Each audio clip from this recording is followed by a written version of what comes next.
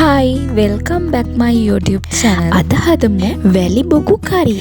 වැඩි කතා නැතුව අපි වැලි බොකු කරියට අවශ්‍ය කරන හැමදේම මුලින්ම ලෑස්ති කරගෙන ඉමු. අපි මේ වැලි බොකු ටික සාමාන්‍ය කෑලි වලට කපලා ගමු. වැලි බොකු ටික කපලා ගත්තාම අපි දාන ස්පයිසස් ටික හොඳට මේකට වදිනවා. වැලි බොකු ගැන දන්න අයත් ඉන්නවා. හැබැයි බහුතරය නොදන්න අයනේ. ඒ නිසායි මම හිතුවේ වීඩියෝ එකක් ගේන්න ඕනේ කියලා.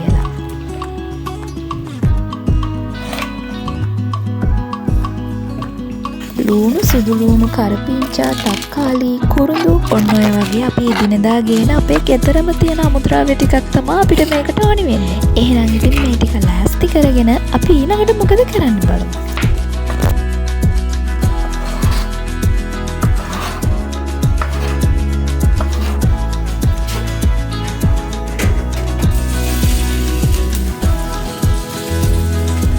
මැටි වලඳක් ලිපේ තියලා ලුණු සුදු ලුණු ටික කෙලෙ චුට්ටක් පැදගන්න. ඊළඟට මේකටම මිරිස් කුඩු කහ කුඩු ටිකක් එකතු කරලා විනාඩි 2ක් 3ක් විතර තියමු. ඊළඟට අපි කලින් ලෑස්ති කරගත්ත ඒවල් ඔක්කොම දාලා ටෙම්පරාදු කරගමු.